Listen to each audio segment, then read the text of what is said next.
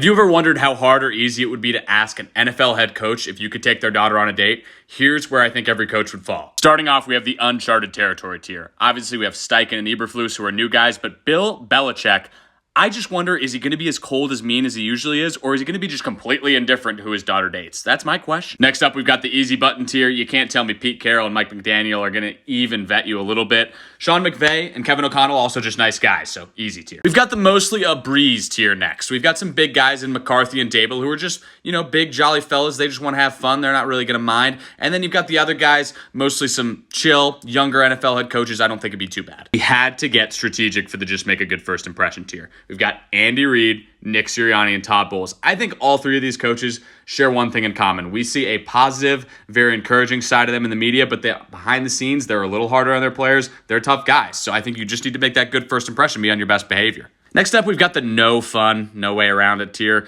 These aren't really necessarily the hardest guys. They're just not fun to talk to. Jonathan Gannon, I am not trying to have more than a 2-minute conversation with him.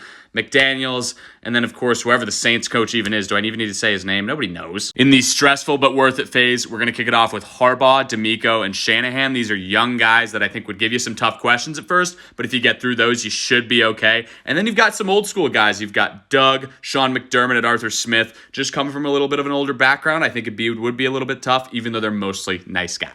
Next up, we've got the what did I get myself into tier. I mean, trying to talk to Ron Rivera and ask his daughter out would be tough as it is, considering he's had cancer as an NFL coach. Frank Reich, Sean Payton, just kind of guys that are a little rough around the edges, I think, especially Sean Payton, just a douchebag, so that would be tough to do. Exploring the God gives his toughest battles to his strongest soldiers here. Dan Campbell, I give you one simple reason. After the handshake, your hand is going to be effectively broken, so it's going to be pretty hard to ask for that blessing right there. And then with Brandon Staley, it's nothing to do with the difficulty. I just wouldn't really want to have a conversation with him. And don't worry, Steelers, Titans, and Jets fans, I did not forget your coaches. They are in the I'm backing out tier. Mike Tomlin, the ultimate intimidator. I don't even want to go near him. I'd probably just walk away and act like I was at the wrong house.